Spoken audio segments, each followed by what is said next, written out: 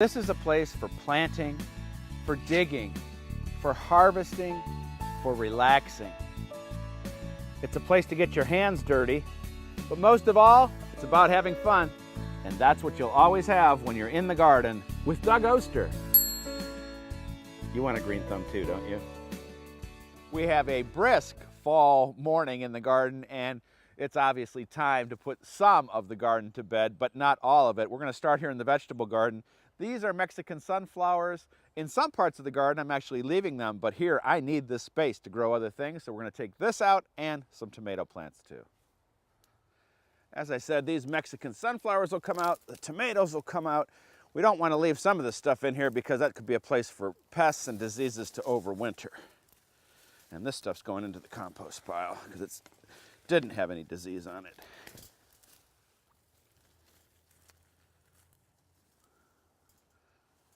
Well, in cleaning things up, we found two different tomatoes here. This one has not started to change yet. It is pure green.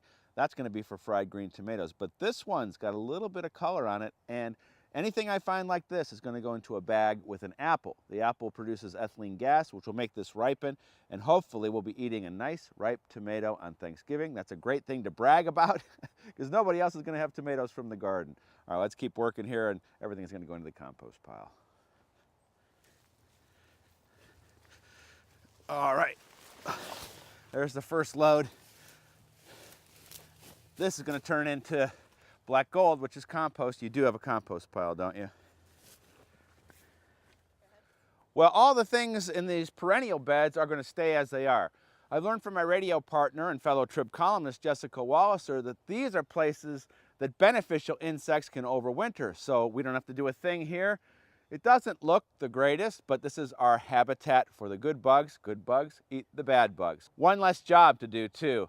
Now, we're not done planting yet. Even though we're at the end of the season, we've got perennials to put in, and we got them for a bargain.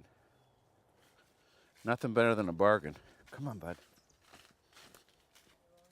Well, you know how much I love to get a deal. That might even be more exciting than putting the plants in, but all these perennials were 75% off. My local nursery is Hahn Nursery. I always say the best nursery is the closest one to you, and I bet you your place is almost giving away perennials. Now, that doesn't look like a great plant, does it? But everything is underneath. That's why they're going so cheap. And we're just looking at this little tag to tell us what the flowers are going to look like. We've got lots of cool plants to talk about. Meet me out in the perennial garden. Perennials are plants that come back year after year. All we need them to do is get their roots established, and there's still time to do that, but they're going to need lots of compost because they have to live for years to come. While digging the planting hole, I stumbled onto this impatient. We had impatiens growing here last year. This one just sprouted up from seed, and it's going to go in the greenhouse and hopefully last another month. Compost will make these perennials happy. The first plant we're going to put in is called Ligularia. This one's called Big Leaf Goldenray. And everything that we plant from now on this season, we don't get instant gratification, just like those bulbs we put in a couple weeks ago, but we're going to be so happy next spring, next summer, to see this blooming because it is just wonderful, bright orange yellow flowers and a shade lover. But we have more to plant. A couple weeks ago, we showed off the beautiful purple flowers of this toad lily. Well, I found two yellow ones called Golden Festival, and that yellow and purple together is going to be awesome. It doesn't look like much now, but next year, that thing in consort with the purple is going to be amazing. We've already put our compost in. I've got two plants, and I can't wait. Gives us something to look forward to. Whoops. All right.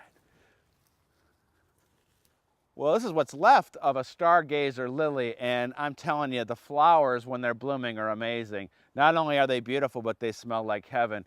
And this is a perfect time to plant lilies. They do better when they're planted in the fall. I've got two more stargazers here. Again, I got them for a song. And I think it'll be a great combination to have some more of these stargazers here. And I think next year we're going to have a ton of these beautiful flowers. Well, here's some Mexican sunflowers that we're leaving. The birds will enjoy the seeds, and maybe some will drop and sprout and come up on their own, which would be great. Let's finish up. Well, be sure to check me out online for more photos, stories, videos, and columns.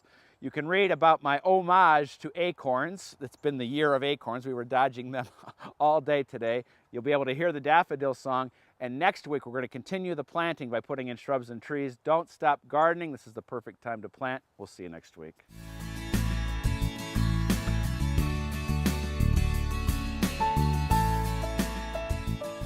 It's a composter. It's a cup holder. It's a place for gnomes to hide. Get me out of here.